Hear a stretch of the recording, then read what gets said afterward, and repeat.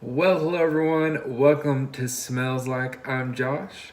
So good to see you once again for fragrances of the week. Let's dive right in with Sampling Sunday. For my Sampling Sunday sample this week, I went with a fragrance from Tom Ford that I've been thinking about getting a bottle of. This would be a great spring fragrance. It's Grey Vetiver, the Eau de Parfum. I actually tried the Eau de Toilette and the Eau de Parfum side by side, and clearly, to me anyway, the Eau de Parfum is clearly the better fragrance, performance wise, depth wise. I prefer the Eau de Parfum, and I think this would make a really nice spring fragrance, a good fragrance to wear like for work in the springtime or, more formal occasions. It was very fresh, super classy. I think you can really expect to get a high quality perfume from Tom Ford. Some people don't like Tom Ford fragrances for whatever reason. I've only ever been impressed with Tom Ford fragrances, if I'm honest. I feel like the quality is always there. There's usually a little bit of a unique touch to the scent. And I feel like this takes that vetiver and woods DNA, which is one of the oldest masculine fragrance types, and puts a little bit of a modern spin and gives it a little bit of that Tom Ford touch. So I'm pretty impressed with this. May have to grab a bottle of that for spring. One thing I'm realizing as I start to think about spring, people are already releasing their top spring fragrance videos. I don't think I even have enough spring, spring only type fragrances to even make a top 5 video. So may have to get a couple of quintessential spring fragrances to enjoy this spring. On Monday, this put me in a little bit of a vetiver mood and got me thinking about spring. The weather was a little bit milder, at least on Sunday and Monday. The rest of the week was total freezing cold and snow and crazy, but on Monday, the weather was still pretty mild. I was in the mood for vetiver, so I went with Chanel Sycamore. If you've been watching my channel at all over the last couple months, I've raved and talked and gone on and on and on about this fragrance because I just have been so in love with this. This one also built around vetiver. It has this kind of smoky vetiver over some woods. There's a smoothness to it. There's also a brightness, even like a slight sweetness in this. This fragrance it sparkles on your skin. It's so lively, but also just, smooth and just really well put together, really well-rounded, elegant perfume, of course, from Chanel. And the reason I wanted to wear this was to see if I really needed another vetiver. I wondered if these two might be too similar, but I don't think so. I think these definitely go in different ways. There's a lot more of a smoky, woodsy, and kind of bright, sparkly nuance to this. This has some brightness to it as well, but it's a lot grassier of a vetiver and has kind of a different scent profile to it, although they do have that vetiver in common. But Chanel Sycamore, this is the Eau de Parfum, is a total masterpiece in my opinion. That was on Monday.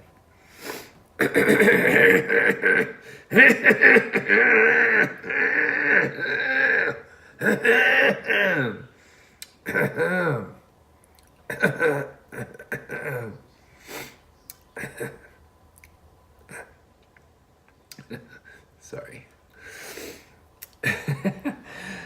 Sorry about that.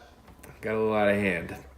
On Tuesday, I reached for a fragrance that, after all this time, I've been into this hobby kind of like hardcore for almost 3 years now. And this is one of the fragrances that I have just consistently loved. There's something about it. Yes, it's been overhyped. Yes, it gets way, probably too much attention, but for me, I just love the way it smells. It just is one of my favorite fragrances, and there's been a lot of talk about Mont Blanc Explorer lately. And where I work in fragrance sales environment. Everybody's been on about Mont Blanc Explorer, and people that I work with have been wearing it, and it's been, and that DNA is reminding me of Aventus, and I thought, and I even wore it one day, the Mont Blanc, and it's okay, it's all right, but it was just like a little bit. It was like the Diet Coke experience of Aventus, where Aventus is like a glass bottle, real sugar Mexican Coca-Cola, right? That's kind of the difference between those. So I went with Creed Aventus. If you didn't know already, talked about it for 10 minutes before I said what fragrance it was, but Creed Aventus on Sunday, on Tuesday. Man, my brain is like gone. I'm only 3 days late on this video, and you can probably tell I'm a little tired. I've been working a lot. I just got a new job, got the same job but different position. So working, life has been crazy. Sometimes life is easy, other times life gets a little crazy sometimes. But that's life, right? Anyway, wore Aventus on Tuesday, and I love this fragrance. It's a great fragrance. Every time I wear it, I really enjoy it. For you Aventus heads, this is a 17W11 batch, which is such an awesome batch. It's aged now to a point that it's really gotten good. The performance is outstanding on this at this point. Super rich batch of Aventus. Slightly darker batch. This video, I feel like this is like a total train wreck now, but anyway, okay. Wednesday, I wore the fragrance that I did for last week's review of the week from Yves Saint Laurent. It's L'Homme Parfum Intense.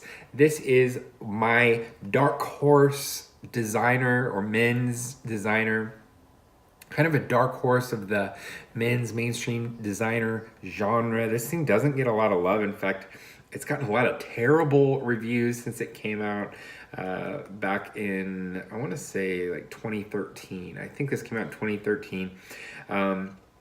This is based around benzoin. There's kind of like a suede leather, some woods, of course, some citrus in the top. But what's really interesting about this fragrance, there's this green herbal kind of bitter green note in this from Artemisia, which is also called wormwood. And that Artemisia mixed with this benzoin, which is really rich and pretty sweet, really makes for an interesting spin on the mainstream men's designer. I really like this one from the L'Homme line. I'm not a big fan of most of the L'Homme flankers. I like the original. I don't really like any of the flankers. This is one of the flankers I actually do enjoy and think is worth having. On Thursday, I had kind of a really long day. I was dressed up. I had some appointments. I had work. I just needed something professional, wearing a suit. And this is just, I reach for this one all the time. I went with Bleu de Chanel. I went with the Eau de Parfum this time. I've been raving about the Parfum, the Pure Perfume, which is the most recent version of this to come out. Came out last fall. And I have a review about it where I rave about it. This was the one that I first fell in love with. The original Eau de Toilette is great, but when the Eau de Parfum came out, there was a wow factor to the Eau de Parfum that I love. This has this amber that's dialed up. This has some incense that's dialed up. So it has a little bit of a richness added to that bright, zingy, grapefruit in the opening, and then those woods.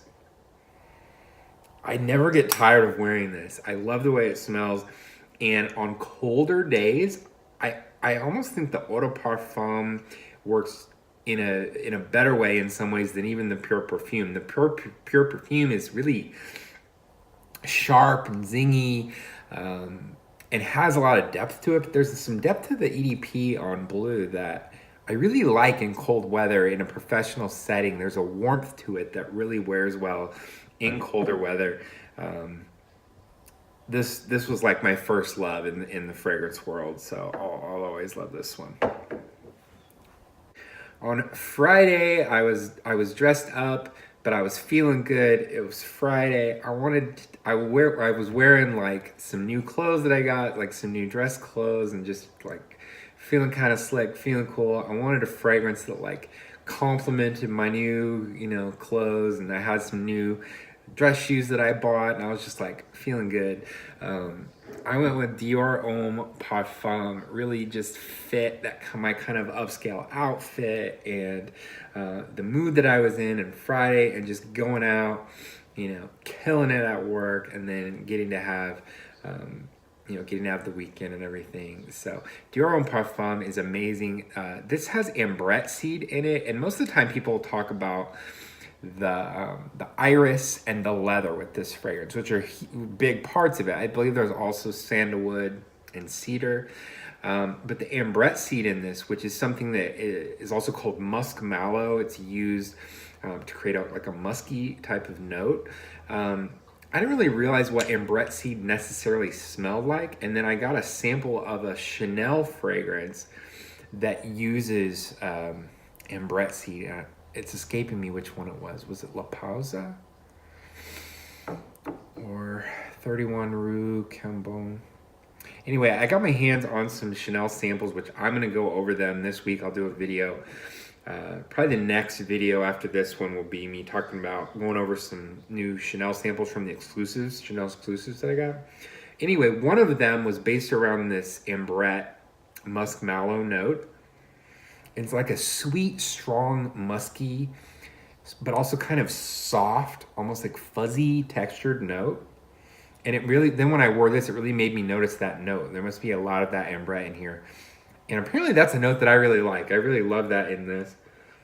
And I really like it in the Chanel exclusive that I'm talking about that I can't remember.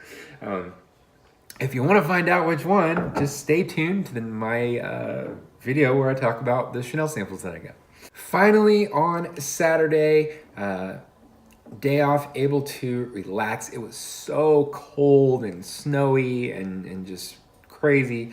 Just wanted to, watch movies next to the fireplace. I went with Grand Soir. This is like my cold day, sitting around, relaxing, bundled up, cozied up fragrance. This is so comforting. It's based around benzoin. It's warm. It's slightly sweet. Like I said, it's super comforting, but there's also something in this that really sparkles and shines. Grand Soir means grand evening. In my review of this, I said that is really a fitting name because it is like a grand evening. It starts with a lot of energy, a lot of brightness, a lot of sparkle, and then as the night progresses, you kind of settle down into some warmth, some closeness, some coziness. And that really is what the life of this fragrance is like. In fact, I'm going to spray some on right now. Oh man, I just absolutely love this stuff from Maison Francis Kurkdjian Grand Soir. Oh man, it's just a beautiful fragrance from MFK. So that rounds up the week. I talked forever today. If you're still hanging, hey, if you watch the end of this video, you are like true blue. And if you're not subscribed to my channel, you need to. If you stayed to the end of the video, you should probably be subscribed to my channel. You know what I mean? If you hung out this long, then you're in. You're part of you're in the inner circle, all right? So, hey, really appreciate everybody watching. I'd love to hear from you in the comments what you wore this week or anything from here that stands out to you, any favorites that you have. Stay tuned. Like I said, I'm going to do a video on some exclusives, Chanel exclusives that I got some samples of. And maybe some other new stuff coming up. Let me know if you have anything you'd like to see videos on, any fragrances that you'd like to see reviewed maybe, thoughts on whether they're new, old, whatever. anything you'd like to see a video on, let me know in the comments. And if you'd like to do this again sometime, be sure to hit that subscribe button. See you right here at Smells Like Fragrance channel for another video next time. Thanks so much for watching.